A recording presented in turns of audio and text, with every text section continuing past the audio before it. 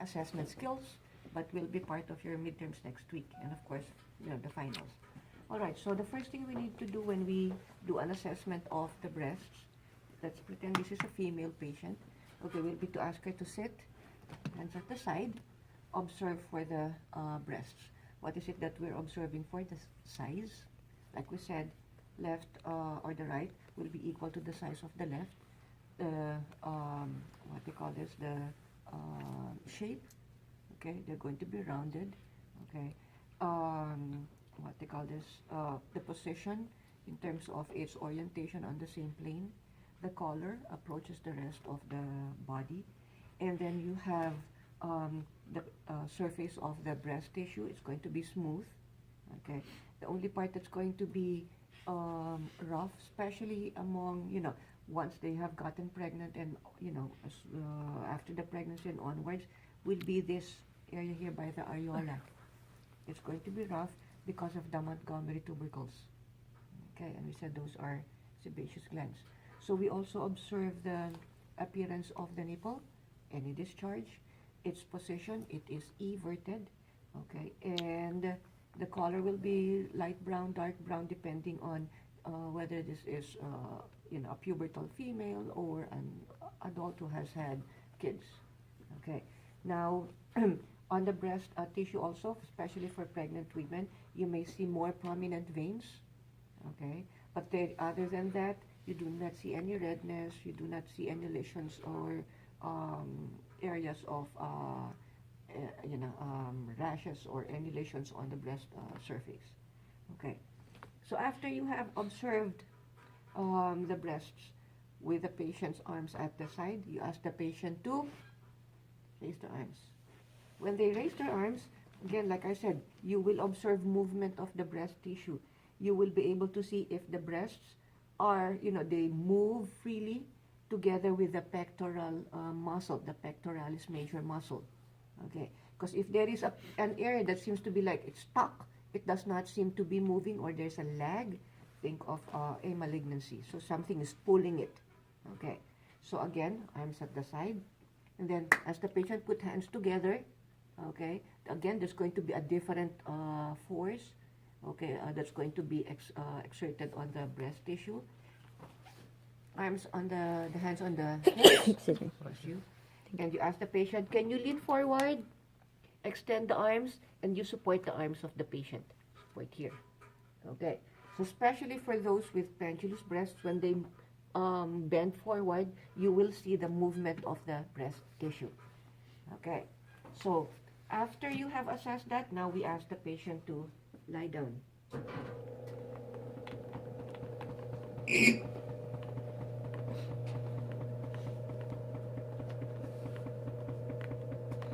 Oh, Professor, question.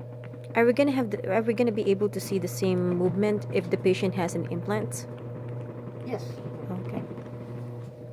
If the implants are good, especially if they have that aquagel implant, you see it looks like the regular The real breast. one. Okay. If it's the silicone, then you will see some lumps when they move, because that tends to like form calcifications. Okay. So once they're lying down, we now ask them, put the hand behind the head, okay, and support this elbow with a small pillow. Okay, we do not want the patient to pull too tightly on the pectoral muscle, such that especially for patients with very small breasts, it's now going to be like very flat, and you will be able to palpate already the chest wall. Okay, so this has to be supported a little. Okay, now we said there are 3 techniques in palpation. So the first one is, we call it what is the first? Give me one.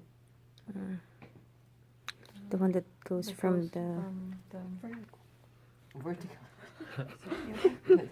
from the Circular, concentric. Yeah, Okay, we have concentric. Let's Concentric. start with concentric. So when we do the concentric, our starting point will be an area around the areola. Okay, so from the outer border of the areola, 2 to 3 fingers, small circular motions. Okay. Bigger circles, until we each reach the border of the breast tissue. All the way here. Okay. Now, the second one is the radial. So from the radial, for the radial, again, our starting point will be an area within the outer border of the areola. So this time now, small circular motions going out. When you reach the outer border of the breast tissue, go back to the outer border of the areola, out, again, out. And then until you have reached or until you have palpated all areas. And then the last will be the vertical. So for the vertical, this is recommended because like I said, it will cover, you will be able to palpate that area, the upper outer quadrant of the breast, which includes the axillary tail of Spence, this one here. Okay, so start from the infraclavicular on the lateral border, lateral sternal border. So again, small circular motions using the index and the middle fingers until you reach the inframammary ridge. The inframammary ridge is where you have the wire of the bra. Okay, when you reach this area, move your fingers a little towards the right, more lateral. Palpate now, going up. When you reach the infraclavicular area, a little to the right again, going down. All the way to the side, up. Now, we avoid touching the nipple until you reach this side here. Okay, so these are the three techniques. You only need to teach your patient one technique on how to perform the self-breast examination. Okay, now, let's say the patient has a complaint about the nipple, okay, or you're looking at some abnormality involving the nipple, then you squeeze it gently. Do not gently, okay, so that if there's any discharge, you will be able to express any, or you will be able to elicit pain. Okay, now let's palpate the other breast. Now, once we have palpated both breasts, we ask the patient, can you sit again?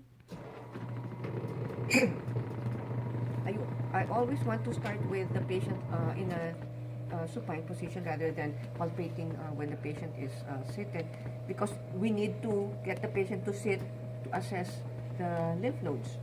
So we do it, to me it's more practical to do it with the patient supine first before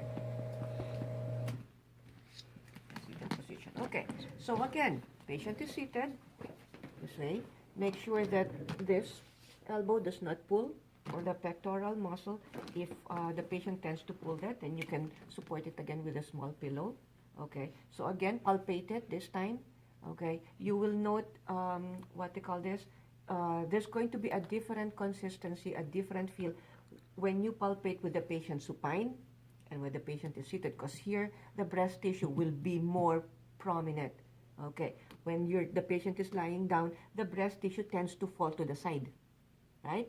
Mm-hmm. Okay, so again, do your palpation, just one, radial or spokes of a wheel pattern, or concentric, or vertical. Okay, now we do our palpation of the lymph nodes. So for the lymph nodes, we start with the infraclavicular, below the clavicle, supraclavicular, above the clavicle. You have the axillary. Okay, and we said that when you do the axillary lymph node palpation, ask the patient, so you're palpating, I don't feel anything, ask the patient, can you put down your hand? Okay, while you continue to palpate. Like I said, if there are lymph nodes, those, when the patient puts down the hand, it will bring the lymph nodes closer towards the palpating fingers, rather than when you have this, because now the lymph nodes are all the way at the back. Okay, so, and then here will be, what are the lymph nodes here? On the sternal border. Internal mammary lymph nodes. Okay, so again, infraclavicular, supraclavicular, axillary, internal again, you're not to palpate, it's not palpable, the lymph nodes are not palpable. If you do palpate it, size, the shape, consistency, mobility, any tenderness, okay? So you need to observe all that. All right, next. After that, then we have to teach our patient the self-breast exam. So, ma'am, do you do your self-breast exam on a regular basis? No. Oh, no, never heard of that. Okay, so you need to teach your patient now, your patient teaching. So, when? How often? 7 days after, 4 to 7 days after the period, once a month. Okay, once a month, 4 to 7 days after the period. When they come out of the shower, it's also the best time when they do this, the skin health, skin, hair, and nails assessment.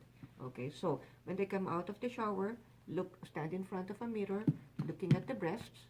Okay, observing for those different parameters that we mentioned earlier, and then they need to lie down.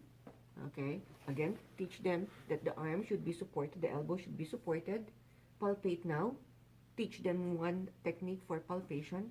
Okay, and then they need to sit, palpate, okay, and then they need to assess the lymph nodes. Okay, now, what they call this? If, for example, they're able to feel a mass, okay, similar to the lymph node, they need to assess the size, they need to assess the shape, okay, consistency. That means, is it smooth? Is it nodular? If it's hard, remember it's hard as against firm, or as against something that's soft, movable. Okay, what they call this? Is it what they call this? Does it come with any discharge? Okay, and we said if you see puckering of the skin, again, that is a sign of a malignancy. Okay, when you have a discharge, you need to observe the discharge. If you have a pregnant woman, what would be the discharge? What would be the expected discharge? Colostrum. Colostrum, maybe. So it's going to be, what would be the description? Like Yellow and like white. yellow, Okay, thick, yellowish. Okay. yellowish. Sometimes it may start off as whitish. Mhm. If you have a lactating mother, again colostrum would be more yellowish. After about a week, it's going to be White. white clear. Okay. Mhm. So there shouldn't be any irritation on the skin. If the nipples are dry, you need to be able to tell them, especially if they're breastfeeding, because they're more predisposed to mastitis. Mastitis. Okay, so if you have what they call this discharges, and it's yellowish and it's thick, okay, and the breast is accompanied by tenderness of the breast, that's mastitis. Sometimes your patient may not be pregnant, may not be lactating, but they have a discharge, a clear discharge, as a result of what would be a cause of, Malignant. I'm sorry, Cancer.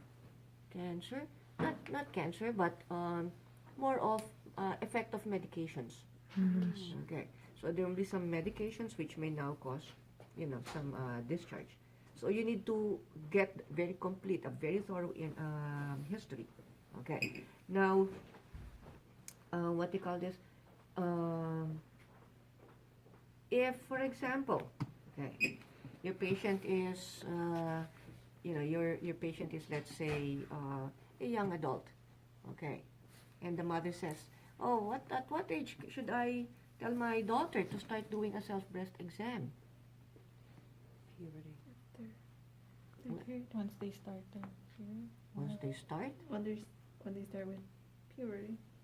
with puberty, so that's about 10, 11, they do their self-breast exam. After 18. puberty? About 18. 18. Okay, why? Because when they're younger, they're not really too familiar with the breast, with the normal breast, how it feels like, the normal breast tissue. And they may go, oh, I feel something there, oh yeah. So they need to have some maturity for you to be able to teach them, right? When they're very young, they're not going to be, oh yeah, oh yeah. But and then they start palpating, and they might like get all, they're feeling something like, let's say, the chest wall, and they worry. They start to worry about something that's not to be worried, that there's nothing to worry about. So when they're a little more mature and they can appreciate the normal breast tissue, then that's the time you tell them, this is what you do. Okay? Remember, in puberty, before they even start their menses, there's going to be breast budding. The breast budding, what they call this, appears ahead of the menses, sometimes 2-3 years before the menses. So if you tell them to palpate, there's really nothing there to palpate because they have not menstruated yet. Okay. Now, you have an older patient. Patient says, until what age do I need to do a self-breast exam? 70. About 70. Okay. Why? Why do we need to do a self-breast exam? She's old. There's no. That's still young. They're no longer